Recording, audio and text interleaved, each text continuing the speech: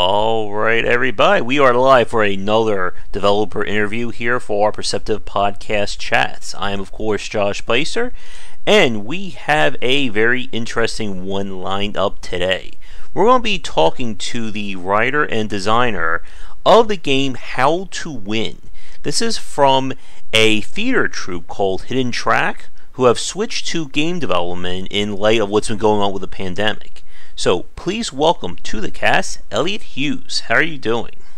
Hello. Yeah, I'm going okay. I'm, inside. But yeah, I'm going okay. Yep, we're all kind of stuck inside. It's been one of those very, very crazy years for everybody around. Yeah. It's like the past few years, every single year, people have gone, wow, 2017, this is great.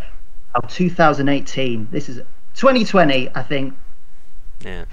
We had the crazy end of year season finale at the end of 2019. It's like, well, we've done everything. We've done all the things.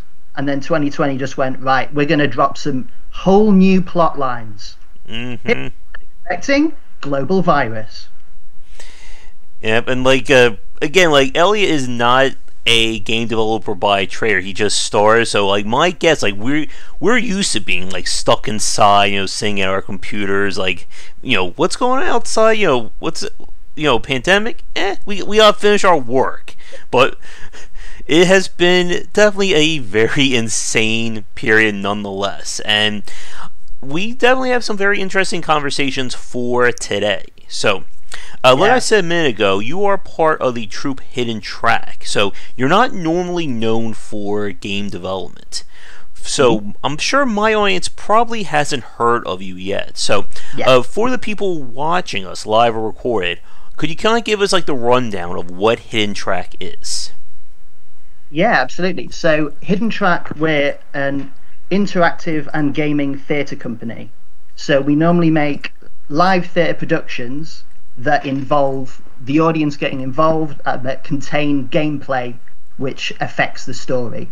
So a lot of what we've been making work since 2013, and a lot of our work has kind of been to be bringing gaming into theatre and sort of using the fact that we've got a live audience and allowing people to kind of play games with us as part of the narrative, get audience decisions to change where we're going. And so our main thing has always been, let's put gaming into theatre. And then, of course, COVID has closed all of the theatres. And when I say we were making work up until lockdown, we had a performance with 70 people on the Sunday, and then on the Monday, the government announced that all the theatres were closed. And then 1 week later, it was full lockdown, everyone stay inside your house. So yeah, it's been quite a shift, but I'd say not quite as much of a shift as it would be if, I don't know, Hamilton suddenly got told, right, now make a game instead.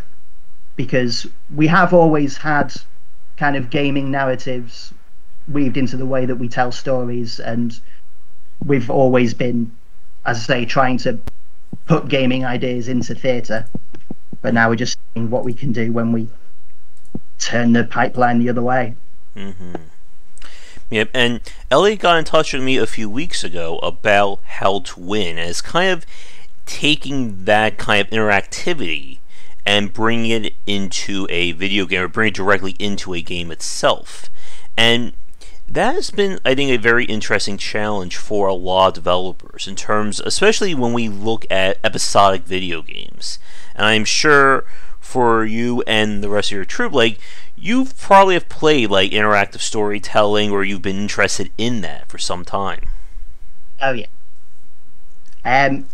So I think we've been just to underwrite everything. I am a lifelong gamer. So although I've not been actually on the hard development side before, I do I know what I'm talking about with a lot of games. And I think the way we've made theatre, I think we take a lot of pointers from the way, for example, Telltale games with some of the early adventure stuff, but particularly with Walking Dead onwards, the way that they structure a narrative so that it feels like, as a player, your choices do make a big difference, and you do have that moment of, oh my god, which character should die, but still, the start and end of most Telltale games is still pretty much going to be the same.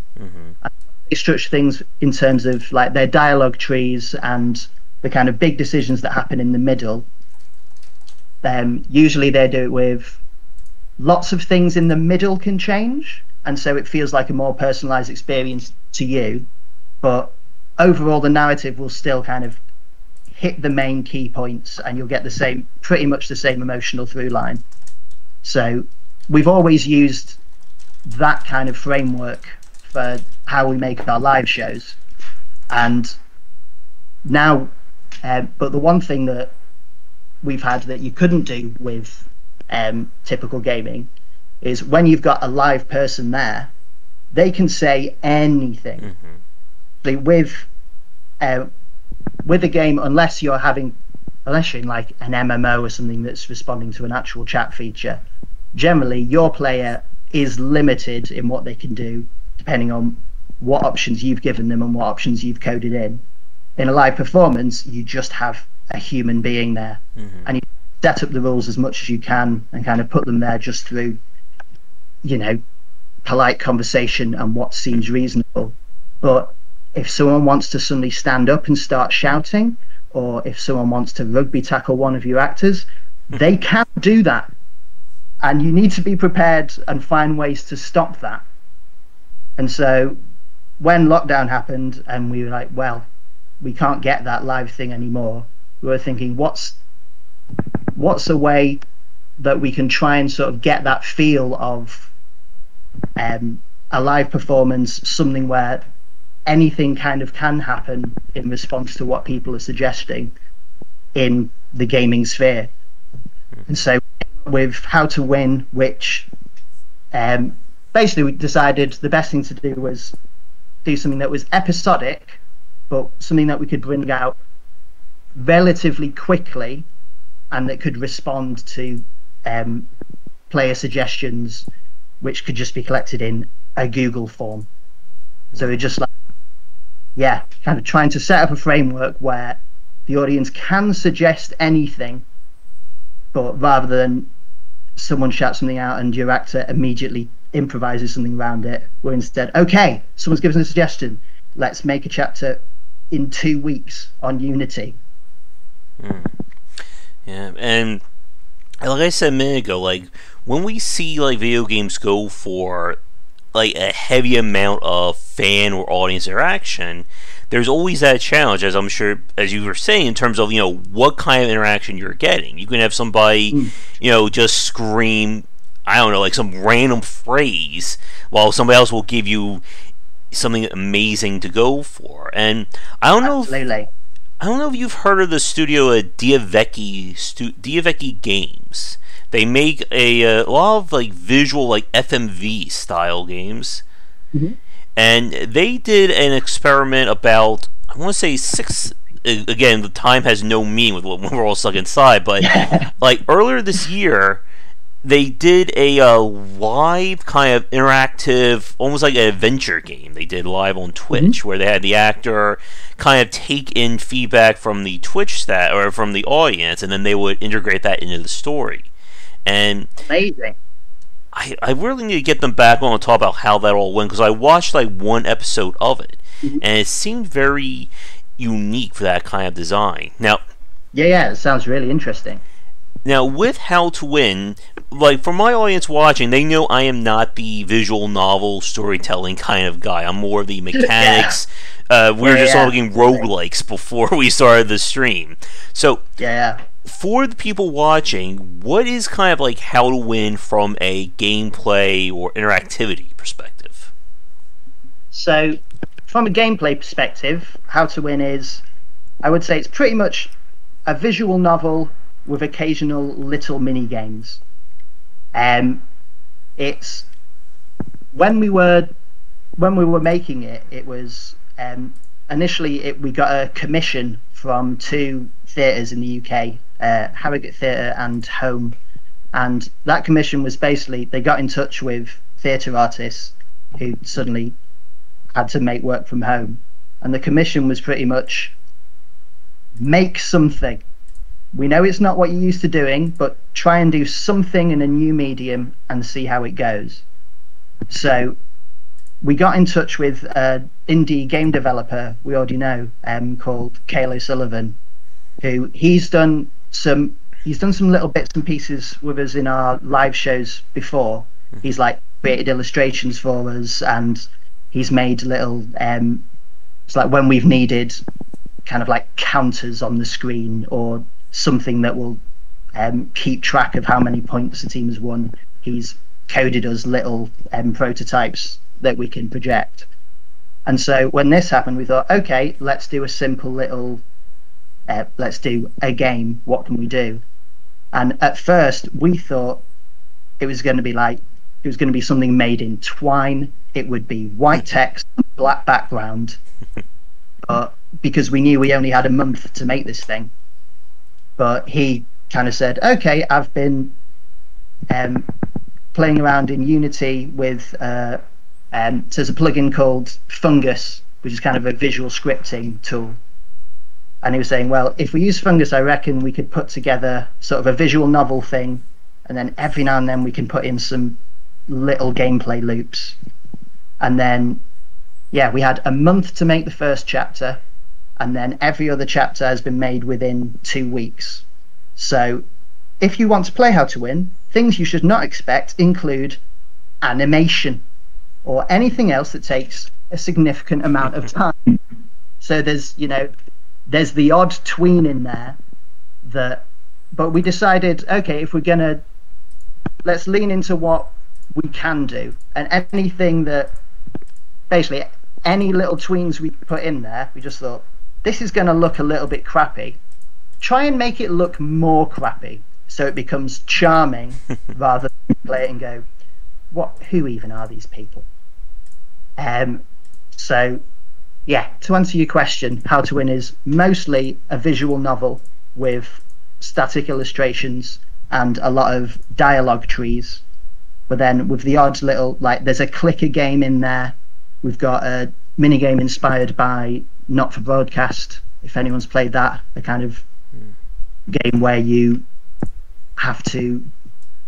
in charge of the live transmission of a newsroom. We've got another little game which is essentially whack-a-mole, but where people keep trying to present you inconvenient political news and you have to try and whack it away.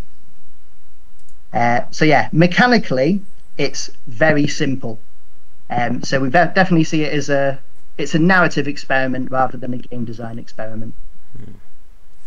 And as you said a few minutes ago, in terms of like your timeline for putting out new episodes, is it about like every 2 weeks?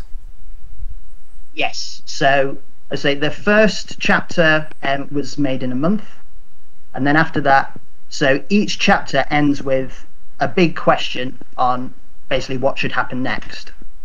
And then after the chapter's released, there's then usually about a week or so in which we collect player suggestions, which we just get through a Google form.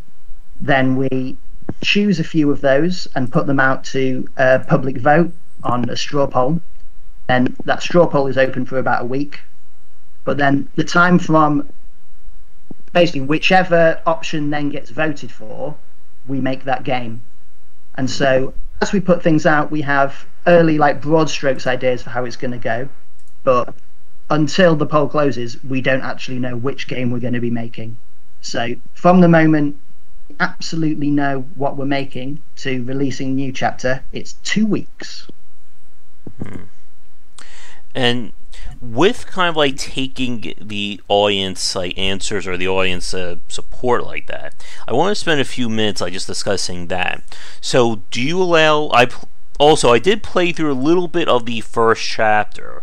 So right now anyone who wants to play How to Win, like, they can go to your website and they can play those chapters. Now, the early chapters are obviously locked. You've already designed them. You can't really change them along those lines.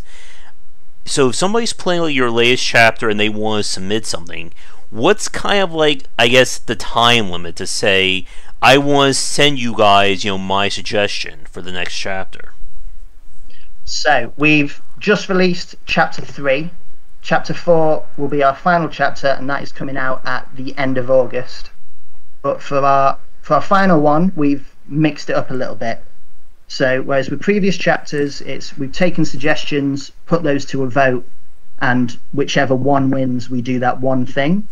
Now for our final chapter, we've opened the floodgates and just said to everyone, give us as many suggestions as you can, and we're going to try and incorporate as many as we can into this final chapter, which we'll see how that goes.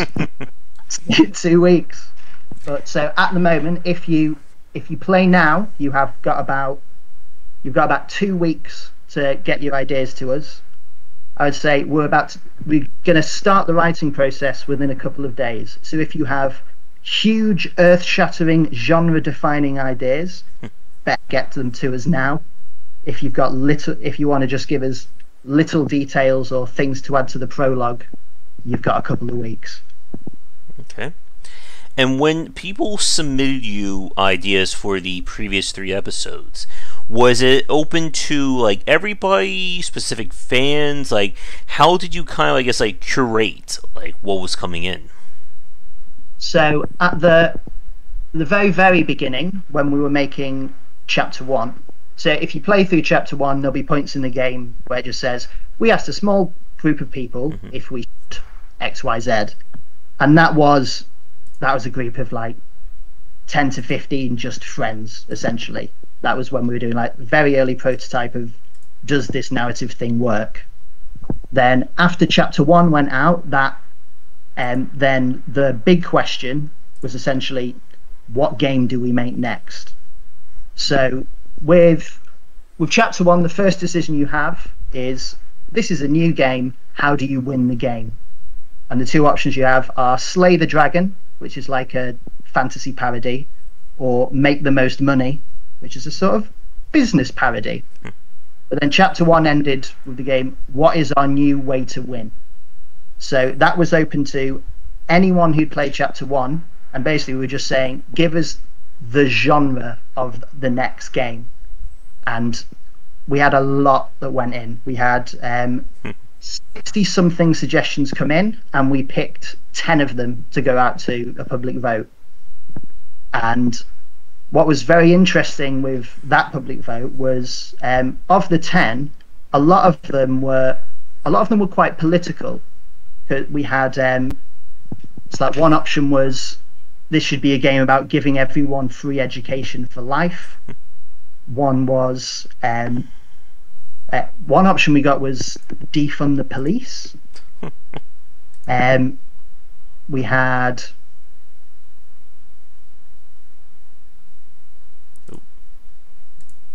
revolution. One was overthrow the government. But then the one that won, instead of any of those political ones, was have the most fun.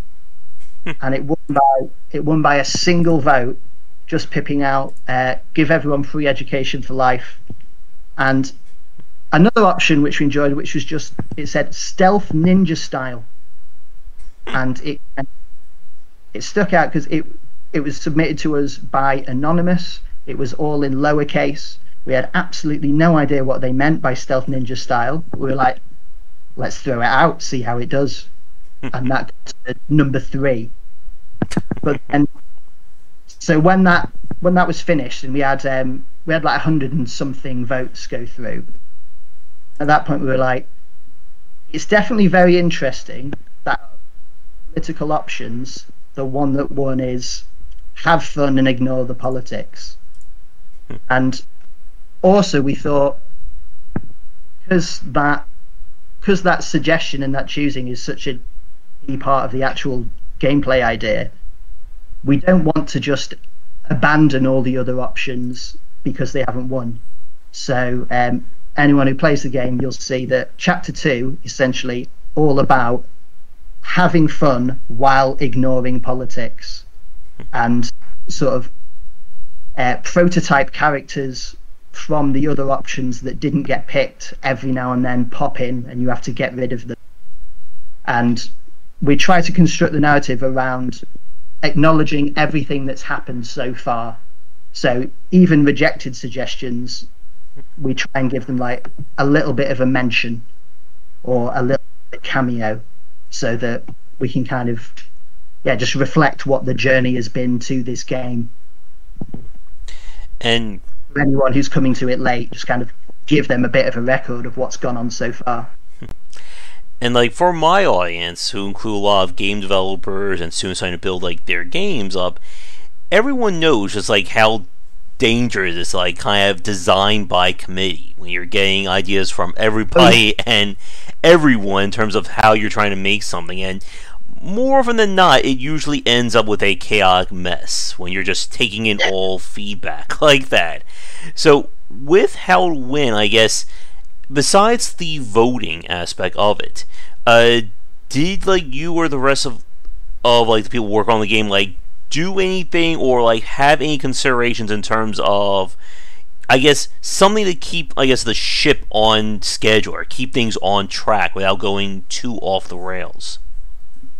Absolutely. So while trying to keep everything as sort of open as possible and make sure that what we're doing does respond to what we've had, everything is still quite carefully curated. So, you know, some of the suggestions we've had through was like, one was replace the Mediterranean with coleslaw, which, I mean, it's an excellent sentence. I don't know if you could get a gameplay loop out of it. So there are things like that which at the start we were like, things that are just a good sentence, maybe give them a mention, but at that point any suggestion that we actually put out to vote, it was ones that we already had little gameplay and narrative ideas for. So we wouldn't put anything out to vote that we had no idea how we turn into a game. We had everything that we put out, we've got the broad strokes mapped out, and even at the start of the project we've got our sort of overall themes and like kind of narrative and emotional points we want to hit at each stage. Mm-hmm. That's why I mentioned like Telltale games so I mean, if anyone hasn't yet played season 1 of The Walking Dead of Telltale Games, then this is a spoiler warning. But that game, ultimately, it's about zombies are happening, you are a man and have to look after a little girl. Mm-hmm. No matter what happens, and it's a game all about, you know, player choice and having these really big, important moral decisions. But ultimately, at the start of it, you will be the man finding out about zombies. Clementine is not going to die 5 seconds in, because then you've not got a game. Always, like, it's clear even from the beginning, they had the kind of skeleton of, okay, at this point, you're the man. At this point, you find a little girl. And then, again, spoiler alert, everyone just go la la la la if you've not played season 1 of Walking Dead yet. Also, just go play season 1 of The Walking Dead. But the crux of that season is Lee dies, the guy you're playing as dies, and the little girl who you've been raising and looking after has to kind of take the torch and become the protagonist for the next season. And all the other big moral choices you have about which characters will live or die, and how your relationship's going to be with all these characters, which are amazing and they're what makes the game good, but also it always has that strong narrative through line that was definitely there from the start to the end of the gameplay decision, which is at the start you find the little girl, at the end your character is going to die, and you need to reflect on what decisions you've made to be there. So with every chapter we put out, we always have those kind of key points we want to make, and then it's sort of how we get there is up to the audience.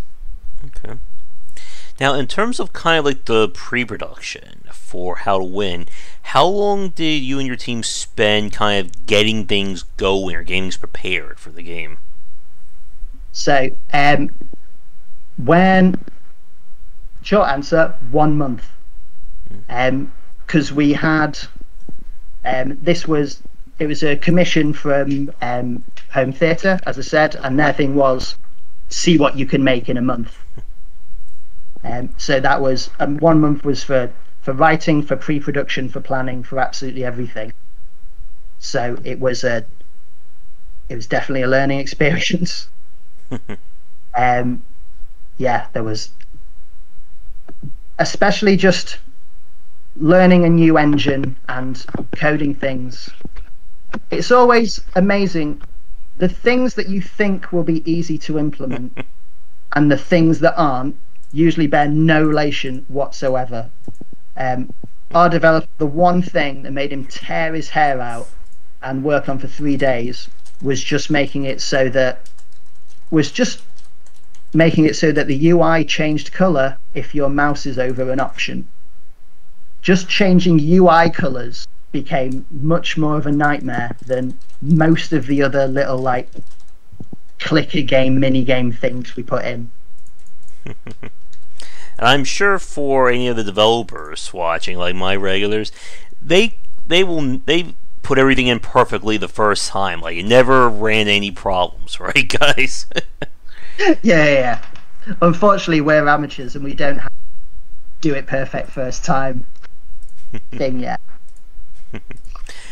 And with kind of developing the game out, I guess one question I want to ask you, like from like kind of a storytelling perspective, that as we said at the start, like Hidden Track is known for kind of like improv, having the audience, there at the time of your show, and kind of letting things go as it may along those lines.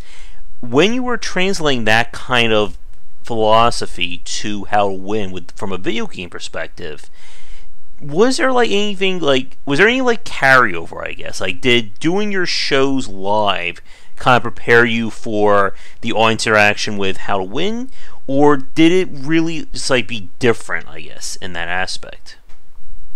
I definitely think that things that we've done live kind of prepared us for gaming narratives quite a lot.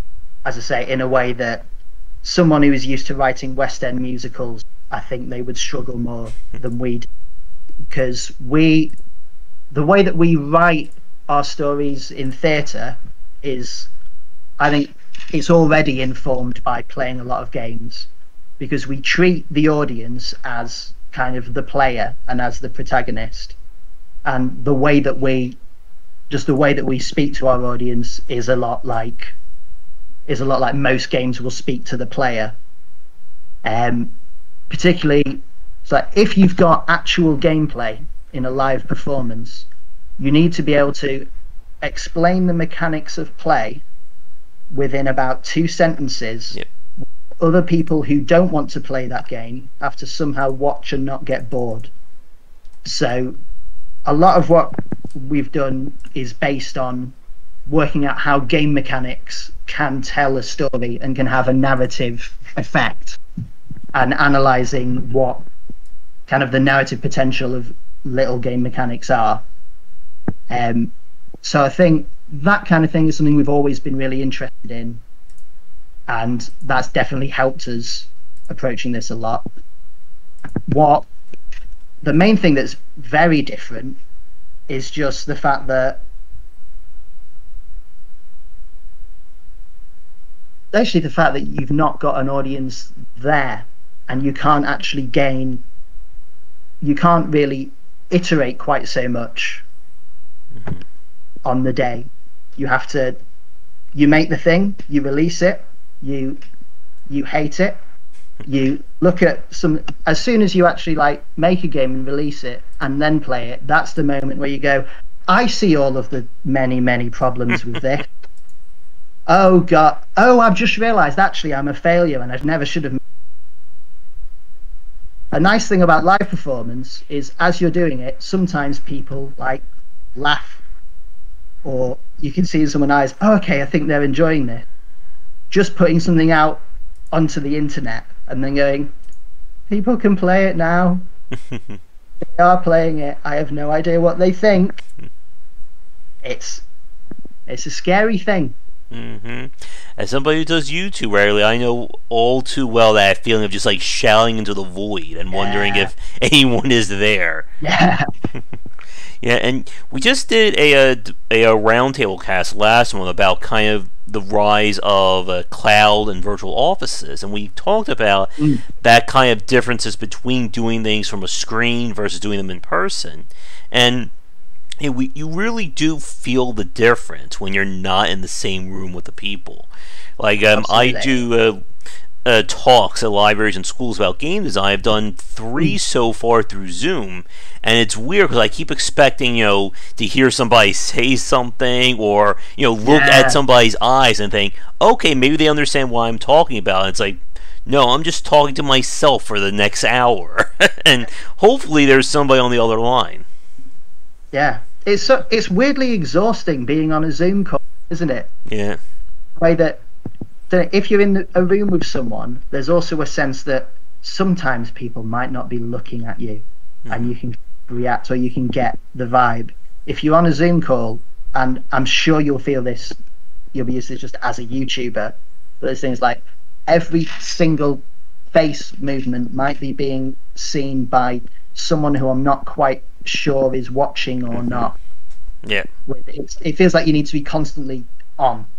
Yeah. As opposed to if you're in a room with someone and every now and then you feel like, I can afford to lean back a bit now. Yeah. At least when I'm doing my video game streams, I have the game to kind of take the focus. You're not like noticing me like sitting in my seat or looking away. But yeah, when you're doing like a call, or when we do our live shows every week, we have weekly shows where we talk about game design industry topics. You have to be on for that camera. You can't just be all of a sudden go, what was I saying? And just like look around, not do anything for like 20 seconds. Yeah. And I do think like it's like a very interesting tangent that when I watch like YouTubers who go for like very heavy edited content, that they tend to struggle, I think, with keeping themselves on for an extended period of time like that. Like for me, I can sit here and chat for, I can keep a rant going for 20 to 40 minutes like it's nothing. And it is like, I think part of it has to do with like learning and understanding like public speaking. Like for me, like I never really had trouble, like even though as an introvert I could still stand and deliver like a speech or have a coherent thought. But I think it's a lot harder than what people may think otherwise to again be quote unquote on for any lengthy period of time. Absolutely. It's the thing of present. It's almost like hosting or presenting. It's like as soon as someone is with Zoom, it feels more like someone is inside your space. And I imagine with a lot of that, as soon as you get used to streaming, I bet it's one of those things that no one gets used to streaming.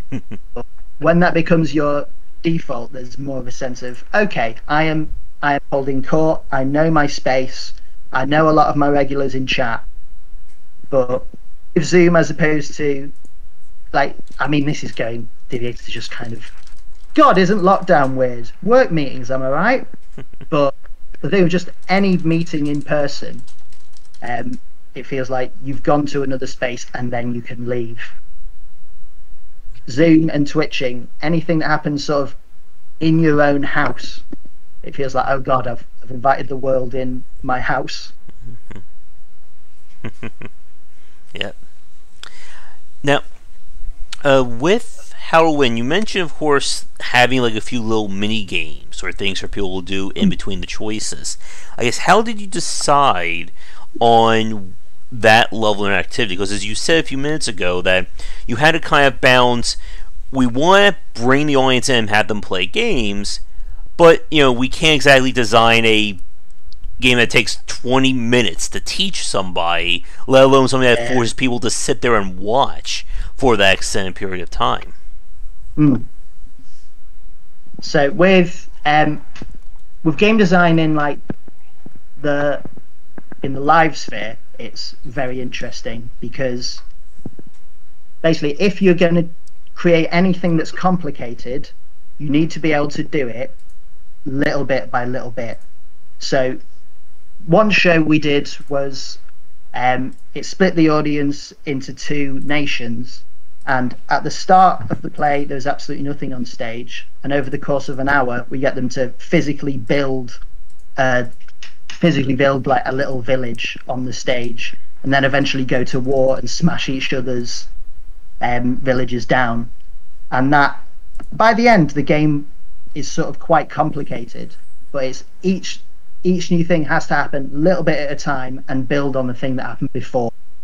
So if you say, okay, the first game is you have to draw something on the floor, and then the second game is, right, you have to name the thing that's been drawn, and then it's, okay, now build a little. But at each stage you need to have kind of your win conditions and the narrative of that game and something that makes it fun. So if your game is, at this point you draw something on the floor, then you need to kind of give them difficult instructions for what to draw, and then at the end go, okay, that one is better than that one. If they've got to build, then it's about kind of saying, okay, you need to build a school, go. And then it means that by the end you've got people on side and everyone has slowly, bit by bit, sort of the expectations of the room, and then you can say, right, we are now at war, smash everything. Then the interesting thing with how to win is it's a case of like extreme feature creep management, because with that it's less a case of what game mechanics can we bring in that need explaining, it's what game mechanics can we program within a week.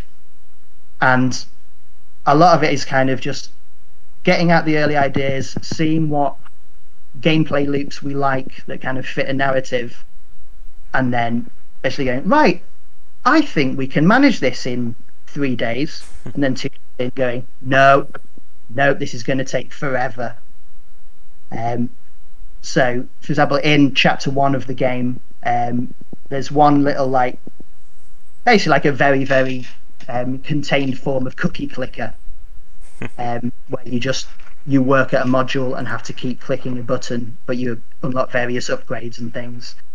That ended up being relatively easy to manage. And then another game in there's a big boss battle with a dragon, and getting a proper HP bar just much more difficult than had any reason to be. And so it ended up being like, okay, this HP bar is going to have 4 different states, so you can get 4 attacks in, it will go down by the exact same amount each time. So it's kind of ambition versus time in a very intense pressure cooker. Oh yes, and it's definitely, as I'm sure you're well aware of, I'm sure as my audience is definitely well aware of, about the challenges of getting something on screen, especially getting something to work on screen, are often two very different prospects. And I guess when you and your teams got together to make Halloween, as you said, you kind of had the 1 month of pre-production. Was the 2-week kind of time frame per episode kind of decided at that point, or like how did you settle on, I guess, how soon did you want to get these episodes out? So we knew that we had the summer, and we knew that we had to have we know in the first stage, within that 1 month of pre-production, we knew we had to have something. And so at that point, originally there was going to be, I think originally we were going to have 5 chapters in total throughout the summer, and then we've cut it down to 4. And a lot of that 2-week time frame has just literally, okay, our end point is the 31st of August. What do we have time to do within, also adding time for people to actually find it and play it, giving people time to give us suggestions, giving people time to actually vote on. Yeah. And so that 2-week time frame ended up being, that seems like the minimum amount of time we can make something and still kind of fit everything else in. And we wanted to try and basically, the more updates we get, the more opportunities there are to make it change to what people are suggesting.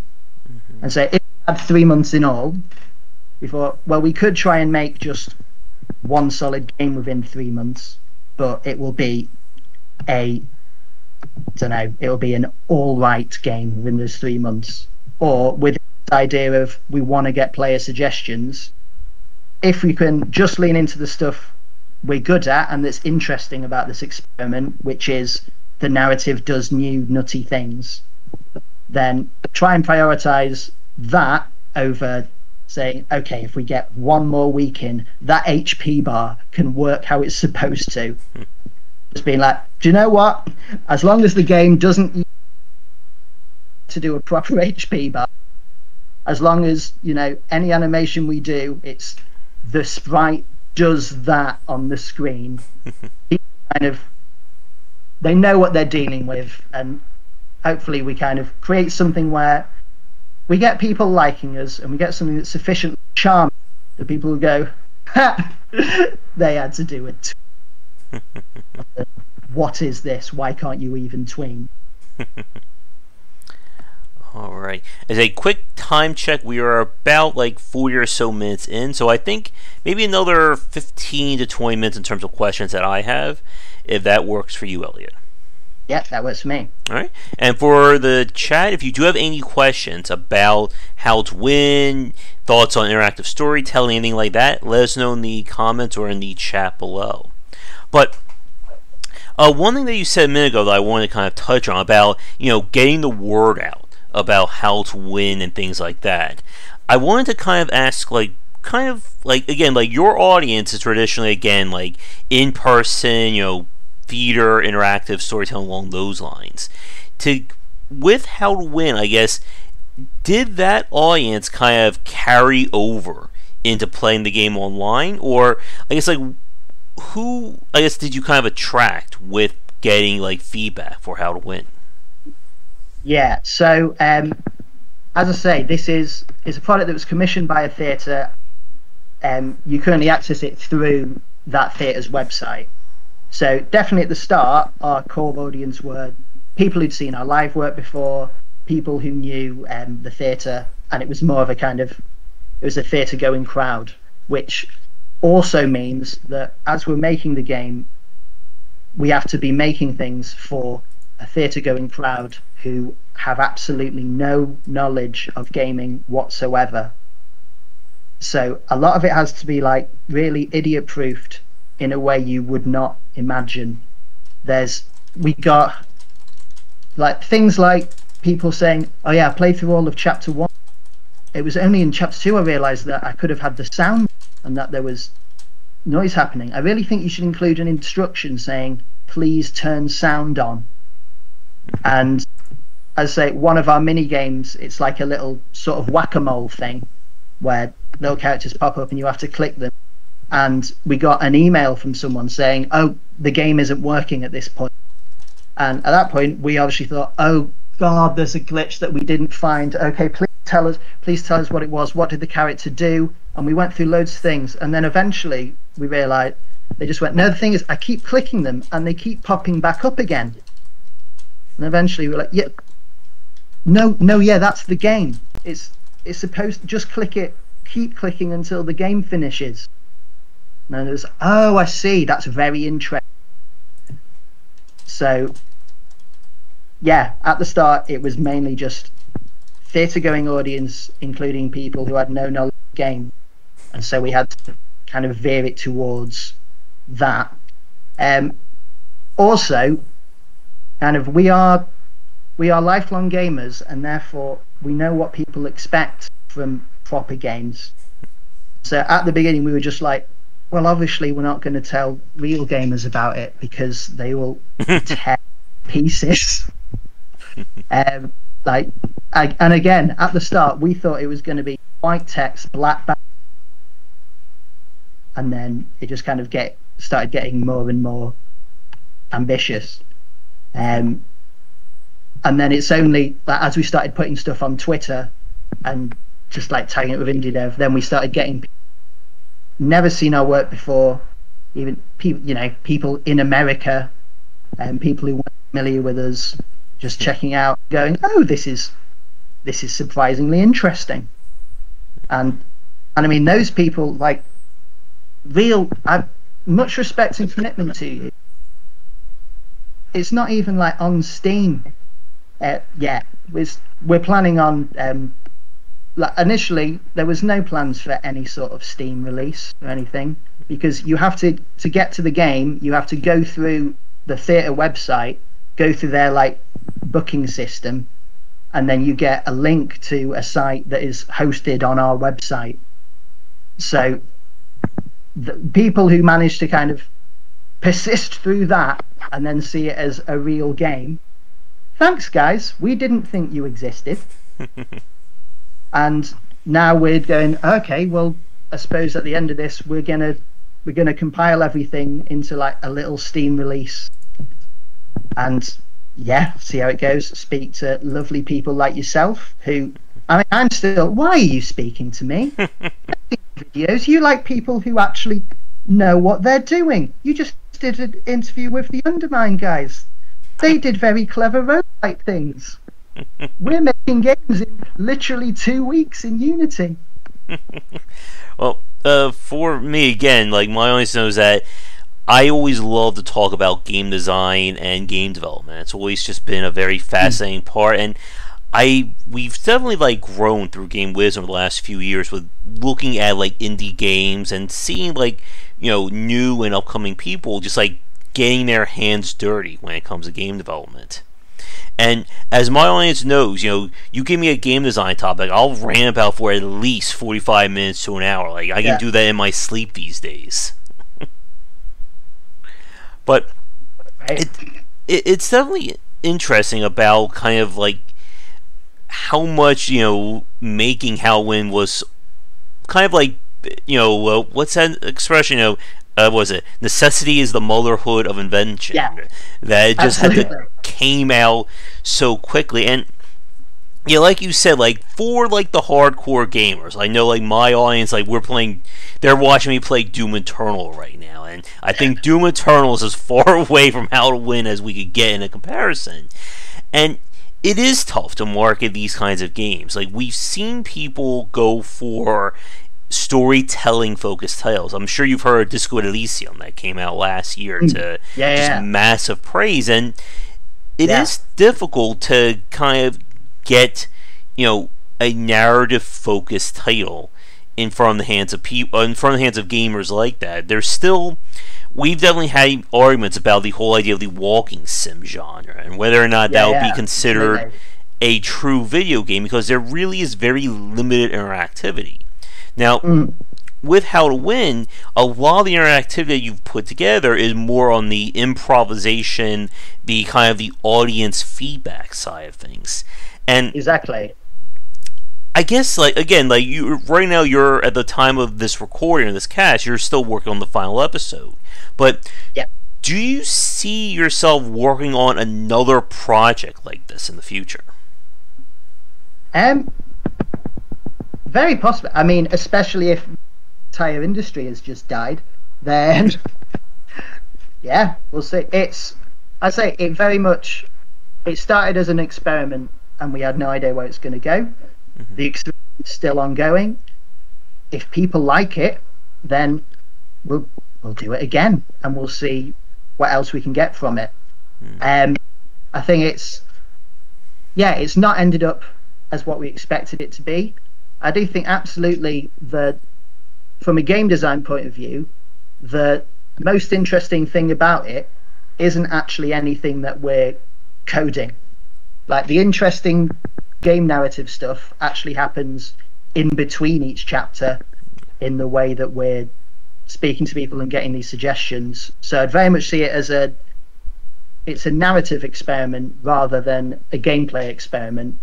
but all of the narrative we're doing is very much based in game mechanics and a lot of just the traditions and tropes of video games. Yeah, and we're seeing what we can do, because as soon as we started, we just thought, right, normally we've been trying to find ways to put gaming things into theatre. What have we learned from doing that? And if we make a game, will it feel a little bit sort of unique or interesting? I think we've managed at least that a bit. And there's goals for you. At least interesting a bit. There we go. And I think like one thing that's very interesting is about, again, like being open to audience feedback, because I think this is one thing that a lot of developers tend to struggle with, is the whole echo chamber effect. You know, I'm going to make this thing, I will never show it to anyone for the next 2 to 3 years, and then I will put it down, and then how dare you question my work. For you guys, it's basically, here's this thing we just put together in 2 weeks. You know, we're giving it to everyone. Let us know what you think, and then we're going to take that and we're going to make something else in another 2 weeks. Yeah, it's very much extreme feedback, and it does feel, that's the other kind of scary thing about suddenly getting a gaming audience as opposed to the nice safe theatre audience who we already know. Like, and you know, I've been a gamer for a long time, and the internet is terrifying. Angry gaming people on the internet are terrifying. Yes. And all of the things that people hate on the internet, we are them. So anyone who is currently watching this being like, how dare you enter my media? I know what you mean. I'm with you. People going, oh my god, I bet he's some sort of SJW trying to come in here, putting politics into games. Yes, that is exactly what we've done. We are people who make very political theatre work, suddenly giving gaming a go. So if you have utter contempt for me, yeah, fair enough, but you know, my internet just died, so in for a bit, or just don't play. The internet is terrible, I think, kind of sums up a lot of the discussions lately. Yeah. And but, that's why I think really early on we were kind of saying, okay, anything that we know is going to look a bit crappy, try and make it look a bit more. If people are turning around just being like, you don't even know how to animate, we can just be like, yeah, we know. The preemptive strike of going, yeah, it's just going to look a bit rubbish, but I don't know, see what we did. Did you like it? And if people go no, we go, all right, do something else. Yeah. And I guess one other question I wanted to ask you about kind of the development, because as my audience knows, iteration and kind of growing from what you've done before is a major part of game development. Like, if you and your team were going to make a second sequel or a second episode of How to Win, or however you want to describe it, are there any aspects of designing the game, either, you know, the production, the feedback, or just the gameplay, that you would want that you could do better, or something that you've learned that would make this easier for you in the future?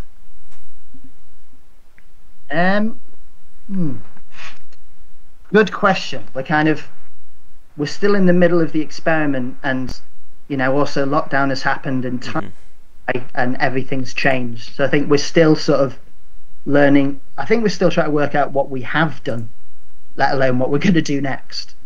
But I think the main takeaway we've got is that people have been slightly more receptive to it than we thought.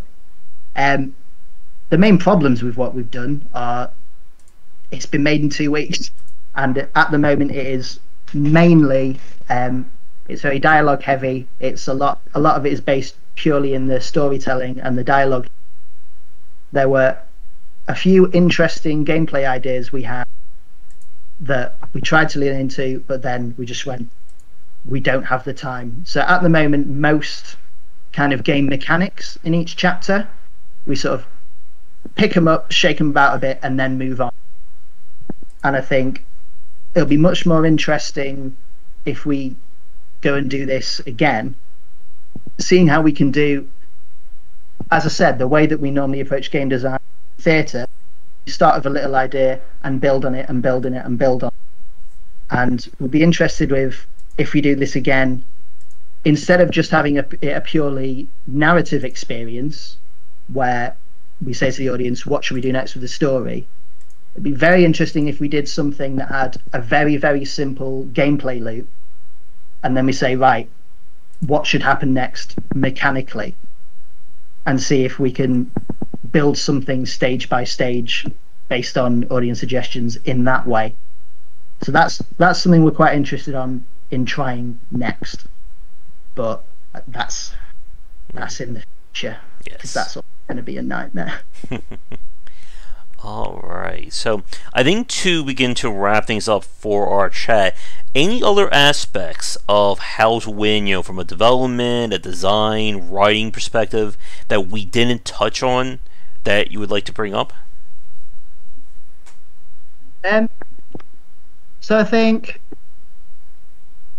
one thing that's been quite interesting is, so as I say, we've been using Fungus, which is visual scripting system, and a lot of this process has been, so we have one guy who does absolutely all of the art and the vast majority of the programming, and then the other person actually playing with Unity is me.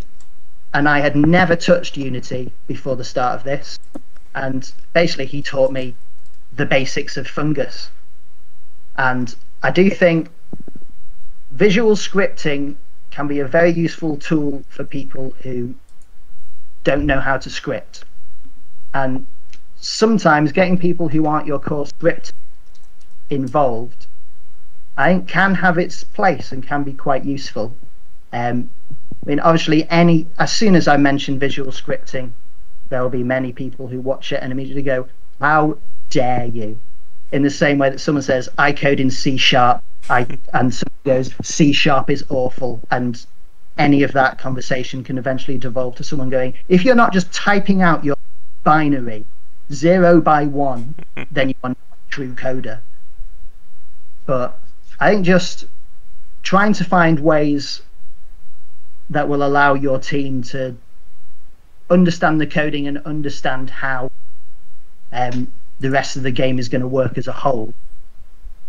It can be very useful for, so now that I understand a bit of how programming works, in the future I will not, as the lead writer, I will not suddenly say, at this point you need 5 HP bars. I now all of a sudden know that HP bars are slightly more difficult than we had time to do.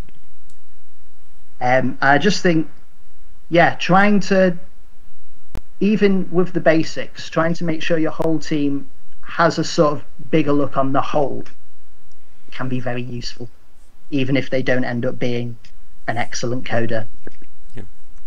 Because it's so easy to get stuck in the weeds like that with trying to get one thing perfect, and then you realize everything else is falling behind. And it's something that we've spoken with a lot of developers, that we've had discussions about just how important project management is when it comes to designing a game. And again, like, for my audience, if they are, solo developers or they're small groups, like, they can spend, 6 months, an extra year, they're on their own schedule when they're trying to build their games. But for you guys, you are limited to the summertime. Like, if you can't exactly say, oh, we ran into a bug, can we spend another 3 months working on this? They're like, no, you know, this has to be done. Do or die. There's so many ideas on, just because they've been, like, we've got almost there, but then eventually just been like, we don't have time to make it look quite right. It's almost there, but we need to scrap it, we need to find a new to get around it. It's, as a writer, it's been very interesting, because we have had to not just adapt to player suggestions for what should happen, but every time we kind of get out a new idea of what should, as soon as we go, oh, actually, that entire game mechanic can't go in, having to just find new narrative justification, slightly different. It's been very interesting. And I think it's been a very good experience just in terms of, come hell or high water, we've had to put something out there. And there is absolutely no chance that we would have put something looking like this out in the timescale we would have done it if it wasn't for this commission and the sudden lockdown and having to make it in this way. All of it has come from necessity. And I think it's, I think it's just a good example of put something out. It won't be perfect. It won't be good in some of the ways you think it will. Also bad in some of the ways you think it will be. I think always the most intense learning experience you can have is from having a deadline, knowing that other eyes are going to be on it, and having to kind of work and panic and cry through the night in order to hit that deadline. Yep. I think with that sentiment, I think that is a good spot to wrap things up. Speaking of crying through the night, goodbye. Yeah. There we go. But Elliot, thank you so much for coming on, and definitely best of luck with wrapping up How to Win and whatever comes next from Hidden Track. Yeah, thank you very much for having me. It's been a pleasure. Yeah, and I guess to end things on, do you have any final thoughts, anything you'd like to say to the fans watching? Feel free. Hello, I made a game. Sorry. Thanks for having me. Also, just again, I'm going to reiterate that thing. Put something out there. Even if it's not quite ready, even if you feel like it's not worth putting out, it's the only way you will actually grow. The other thing I would say is just find ways to give yourself deadlines. Deadlines are the mother of invention. Yes, they are. Speaking of deadlines for me, I have a book I need to finish writing in about 17 days. So there's my current deadline. Yes, I know. I guess for Hidden Track and How to Win, are there any social media sites, Twitter, or anything like that you would like to mention? Yes, so you can follow us on Twitter, Hidden Track TC. Our website is hiddentrack.org.uk, and the website also will contain links to How to Win as it's ongoing. It's also hiddentrack.org.uk/how to win. If you play it within the next couple of weeks, then you have the opportunity to actually kind of give us your suggestions, see if we implement them or not. Or if you want to wait a bit longer, some point later in the year we're going to be Steam, if you're one of those people who cannot physically play a game that is not on Steam. Alright, so I think with that we will end things for this cast. So again, Elliot, thank you so much for coming on. Thank you very much for having me. And for those of you watching this live or recorded, thank you for tuning in. If you would like to follow me on Twitter, I am on there at GWBeister. There are links to our Discord and Patreon link down below if you'd like to join that. And if you are a developer working on a game and would like to come on, either talk about it or just game design in general, we are always looking for new guests, whether it's for a live or recorded call, so feel free to get in touch. But with that said, I'll be back on later tonight for our regular game streams and come back for daily discussions on game design here and on game wisdom, where some of the art and science of games. Until next time, everybody, have a great rest of your night. Take care.